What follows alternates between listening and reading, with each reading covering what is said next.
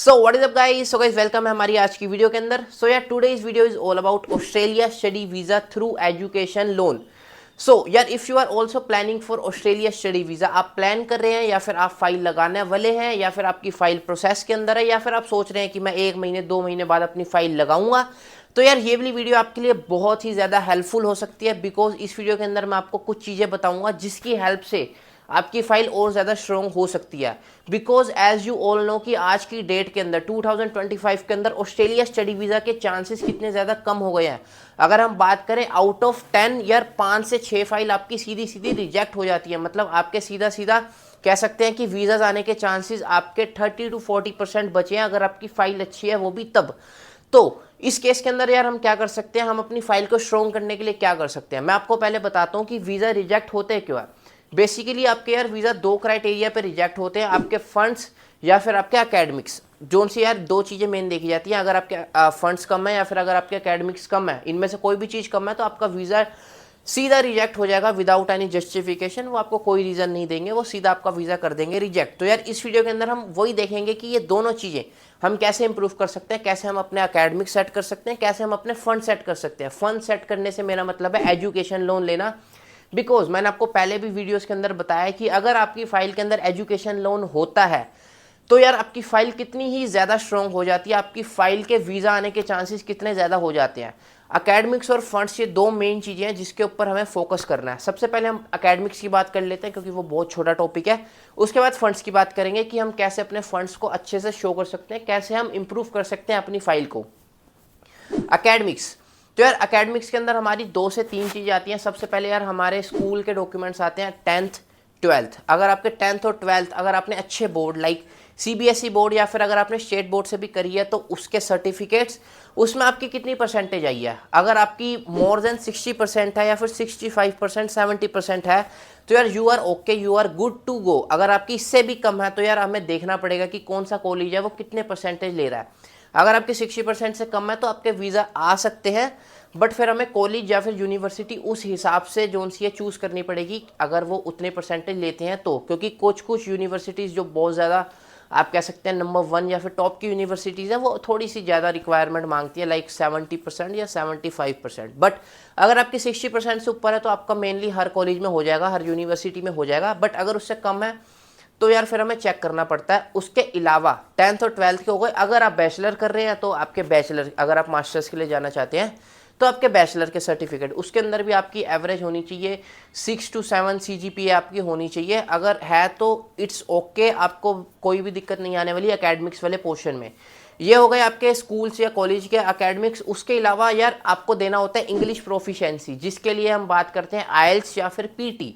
अगर आपके आइल्स के अंदर 6.5 बैंड्स है you are good to go. अगर आपके पीटी के अंदर मोर देन 59 स्कोर है तो यार you are good to go. तो आपको इतना मिनिमम क्राइटेरिया शो करना होता है। अगर आपका ये है तो ठीक है। इसके अलावा आपकी स्टडीज़ में कोई गैप नहीं होना चाहिए। मान लो कि आपने 12th 2020 के अंदर कर ली, उसके बाद आपने कॉलेज कर लिया 3 साल का, आपका 2023 में स्टडी कंप्लीट हो गई। अगर आप 2025 में मास्टर्स के लिए अप्लाई करते हैं तो यार there is a gap between 2023 से 2025, तो उसको आपको जस्टिफाई करना पड़ेगा। तो आपको मेक श्योर करना है कि आपकी स्टडीज़ के बीच में कोई भी गैप ना हो। अगर गैप है तो आपको उसकी जस्टिफिकेशन देनी पड़ेगी अपनी एसओपी के अंदर। तो ये होते हैं यार हमारे एकेडमिक्स की, आपको इस चीज़ों का ध्यान रखना है। अगर आपकी ये सारी चीज़ें पूरी हैं तो यार you are good to go.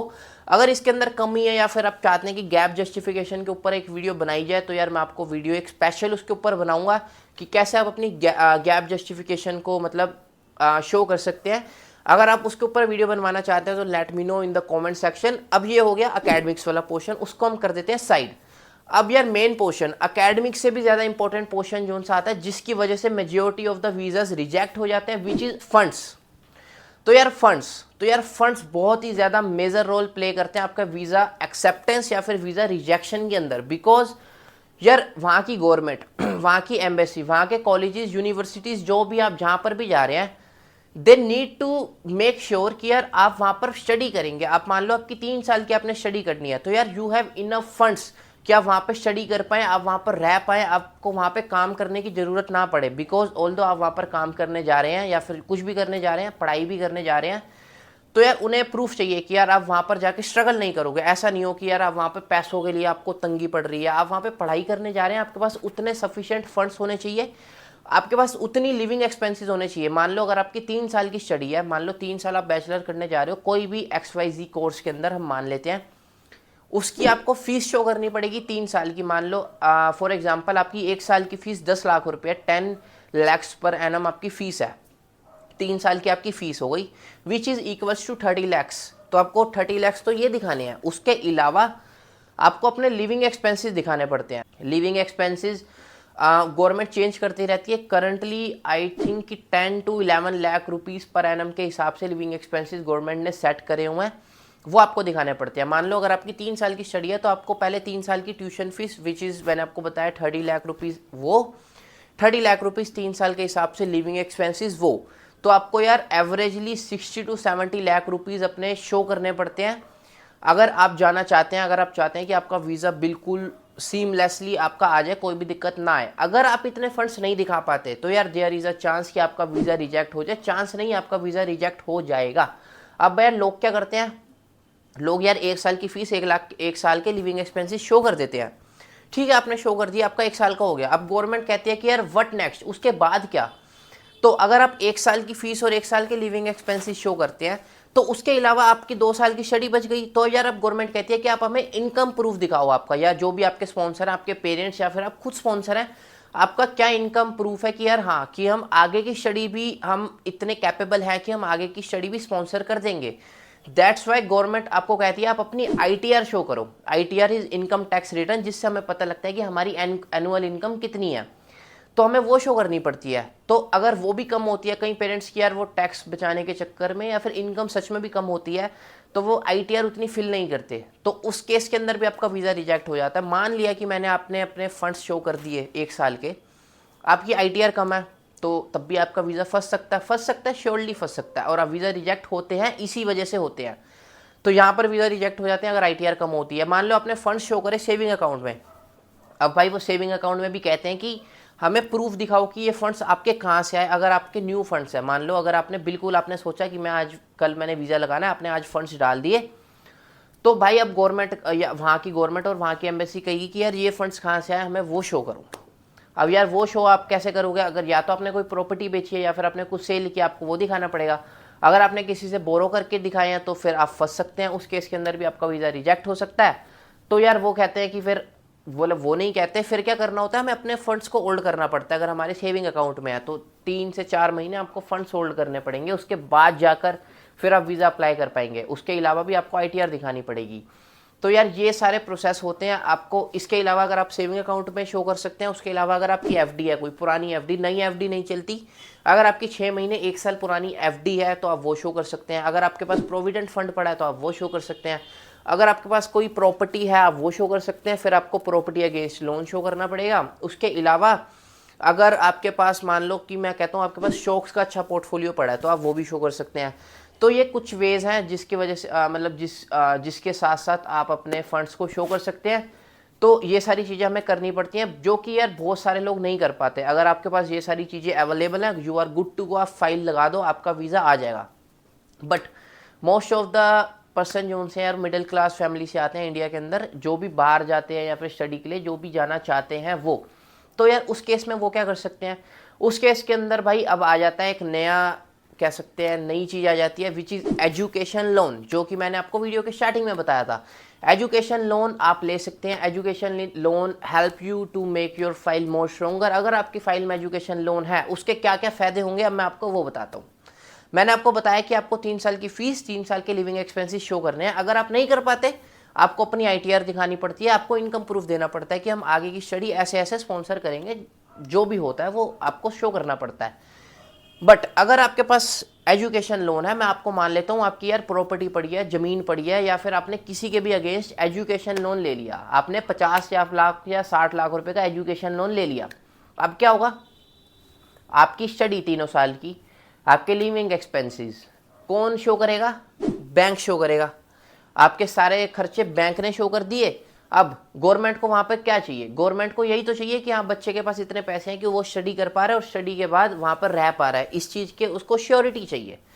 अगर बैंक आपके सारे पैसे दे रहा है तो यार वो ऑलरेडी श्योर हो जाएंगे कि हाँ ठीक है अब इसको दिक्कत नहीं आने वाली, कि गवर्नमेंट को श्योरिटी हो जाएगी कि आपकी सारी स्टडी बैंक स्पॉन्सर कर रहा है। और भाई बैंक से बड़ी श्योरिटी तो आप समझ सकते हैं कि नहीं होती। तो यार इस केस के अंदर अगर आपके पास एजुकेशन लोन है तो यार वहाँ की एम्बेसी ना आपकी आईटीआर चेक करती है, ना आपके फंड्स, ना फिर आपका फाइनेंशियल बैकग्राउंड चेक किया जाता है। तो अगर आप यार मिडिल क्लास बैकग्राउंड से आप एकदम इतने फंड्स नहीं अरेंज कर सकते, बट अगर आप एजुकेशन लोन ले सकते हैं और अगर वो आप शो कर सकते हैं तो यार आपके वीज़ा आने के चांसेस 100% हो जाएंगे, 100 नहीं 200% हो जाएंगे। अगर आपके पास एजुकेशन लोन है अच्छे अमाउंट का, अच्छे बैंक से अगर आपके पास एजुकेशन लोन है तो 100% आपके वीज़ा आने के चांसेस हो जाएंगे। यार अब हमें समझ आ गया कि हमें एजुकेशन लोन हमारी फाइल के अंदर लेना चाहिए, बट एजुकेशन लोन का प्रोसेस कितना ज़्यादा कॉम्प्लिकेटेड होता है, कितना ज़्यादा मुश्किल होता है एजुकेशन लोन लेना। अगर आपने ट्राई किया तो आपको पता होगा कितना ज़्यादा लेंदी प्रोसेस है, कितना टाइम कंज्यूमिंग प्रोसेस है।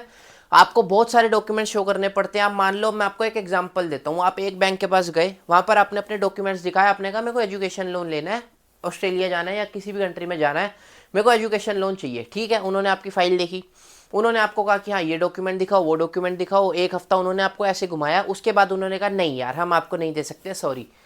आप दूसरे बैंक के पास जाएंगे, दूसरे बैंक ने आपके डॉक्यूमेंट्स चेक किए, उन्होंने एक्स्ट्रा डॉक्यूमेंट्स मंगाए, उन्होंने कहा नहीं यार हम आपको नहीं दे सकते, सॉरी।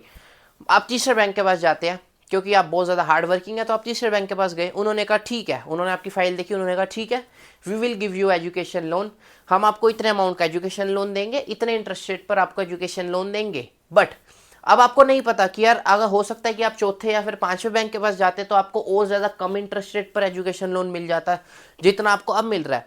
तो यार बहुत ज़्यादा कन्फ्यूजन होती है, बहुत ज़्यादा टाइम कंज्यूमिंग, बहुत ज़्यादा कॉम्प्लिकेटेड प्रोसेस होता है। उसके बाद भी श्योरिटी नहीं होती कि आपको एजुकेशन लोन मिलेगा, आपकी फाइल सुटेबल है या फिर आपकी फाइल सुटेबल नहीं है। तो बहुत ज़्यादा दिक्कत आती है। मान लो आपने फेबिन टेक के लिए जाना है, आपके मार्च अप्रैल तो इसी के अंदर निकल गया, तो बहुत ज़्यादा दिक्कत आती है, कॉम्प्लिकेटेड प्रोसेस होता है। तो यार in this case to help you out मैं आप लोगों के लिए लेके आया हूँ ज्ञानधन। मैंने आपको पहले भी बताया हुआ है, Gyandhan is a financial institution help you to get education loan at lowest interest rate in the shortest period of time. तो यार अगर आप इन लोगों की हेल्प से एजुकेशन लोन लेते हैं तो आपको अलग अलग बैंक में धक्के खाने की जरूरत नहीं है। इन लोगों की पार्टनरशिप है बहुत सारे नेशनल बैंक्स, इंटरनेशनल बैंक्स, बहुत सारी एनबीएफसीज के साथ। इनका बहुत ज़्यादा सिंप्लीफाइड और ट्रांसपेरेंट प्रोसेस होता है। आपको इनकी वेबसाइट पर जाना है, वहाँ पर लॉगिन करना है, उसके बाद आप इन लोगों से फ्री काउंसलिंग ले सकते हैं, बिल्कुल फ्री ऑफ कॉस्ट, बिल्कुल कोई भी हिडन चार्जेस नहीं है, आपको 1 रुपया भी नहीं देना, फ्री आप इनसे काउंसलिंग लेंगे। They will help you and they will explain you the process of education loan. तो ये आपको एजुकेशन लोन का पूरा प्रोसेस एक्सप्लेन करेंगे, जो कि काफ़ी ज़्यादा इंपॉर्टेंट, आपको पता होना चाहिए क्या प्रोसेस है, बिकॉज कल को आपको ही एजुकेशन लोन लेना है तो आपको नॉलेज होनी चाहिए कि हाँ ये प्रोसेस होता है, ऐसे ऐसे मेरे को बाद में रीपेमेंट भी करनी है, तो आपको पता होना चाहिए, जो कि ये आपको बताएंगे क्या प्रोसेस होता है, क्या होता है। उसके अलावा इनका यार एक एआई टूल होता है जिसकी हेल्प से आपको एलिजिबिलिटी क्राइटेरिया बताते हैं कि if you are eligible for the education loan, और उसके अलावा आप कितने अमाउंट के लिए एलिजिबल हैं, और उसके अलावा कौन सा बैंक आपको कितने कितने इंटरेस्ट रेट पर एजुकेशन लोन दे रहा है। उसके अलावा जौन सा बैंक आपको सबसे कम इंटरेस्ट रेट पर एजुकेशन लोन दे रहा होगा, ये आपको उससे एजुकेशन लोन दिलवा देंगे। और ये सारा प्रोसेस जितना मैंने आपको बताया बहुत ज़्यादा कम टाइम के अंदर, अब आपको 2-3 महीने एजुकेशन लोन के लिए धक्के खाने की ज़रूरत नहीं है, ये आप with in a month, with in a 2-3 weeks के अंदर ये आपको सारा कुछ बता देंगे। उसके अलावा यार ये काफ़ी ज़्यादा आप कह सकते हैं स्पेशलाइज्ड हैं अपने फील्ड के अंदर, बिकॉज ये ऑलरेडी 15,000 स्टूडेंट्स को एजुकेशन लोन दिलवाने के अंदर हेल्प कर चुके हैं। 5,000 करोड़ रुपीस के एजुकेशन लोन ऑलरेडी दिलवा चुके हैं। मतलब ये काफ़ी ट्रस्टेड है, आप इनके ऊपर ट्रस्ट कर सकते हैं, बिकॉज देखो पैसे का मामला है, हर किसी पे ट्रस्ट नहीं किया जाता, बट ये ऑलरेडी काफ़ी ज़्यादा स्पेशलाइज्ड हैं, बहुत ज़्यादा पुराने हैं, तो और काफ़ी ज़्यादा लोगों को हेल्प कर चुके हैं, तो आप भी इनसे हेल्प ले सकते हैं। ऊपर से फ्री ऑफ कॉस्ट है, तो आप ज़रूर इनके एक बार वेबसाइट विजिट करिए, बिकॉज अगर मैं आप वही बात है कि बहुत सारे बैंक्स में धक्के नहीं खाने, टाइम वेस्ट नहीं करना, अपना पैसा वेस्ट नहीं करना, फ्री के अंदर एजुकेशन लोन लेना है, तो आप इनकी वेबसाइट पर जा सकते हैं। सिंपली 100% आई एम श्योर कि आपको हेल्प करेंगे एजुकेशन लोन दिलवाने के अंदर, फ्री ऑफ कॉस्ट के अंदर।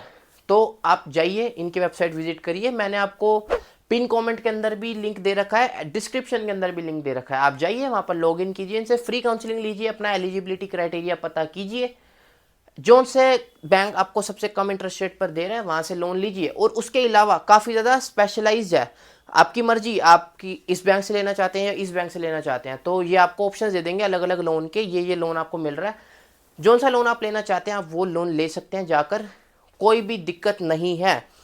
और जैसे मैंने आपको बताया काफ़ी ट्रस्टेड है, तो ज़रूर एक बार विज़िट करना। अब हमने यार बात कर ली कि हाँ एजुकेशन लोन क्यों हमें लेना है, क्या क्या बेनिफिट है हमारी फाइल के अंदर, उसके अलावा कहाँ से ले सकते हैं हमें, कैसे, मैंने आपको बताया कि ज्ञान धन आपको कैसे हेल्प कर सकता है, तो आप इन लोगों से जाके एजुकेशन लोन ले सकते हैं, अपना टाइम आप बचा सकते हैं, पैसा आप बचा सकते हैं।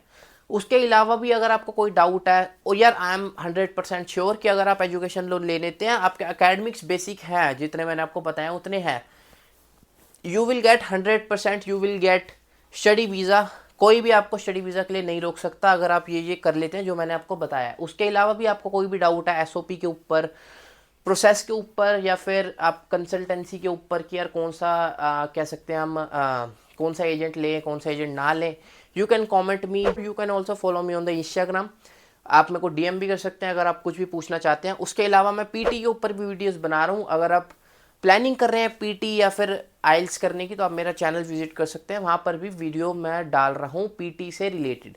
उसके अलावा भी कुछ भी आप पूछना चाहते हैं, let me know in the comment section. Gyandhan का लिंक मैंने कमेंट सेक्शन में भी पिन कर रखा है और डिस्क्रिप्शन में भी डाल रखा है, सो आप वहाँ पर जा सकते हैं। मिलते हैं किसी और बड़ी अच्छी वीडियो में, टिल देन बाय बाय।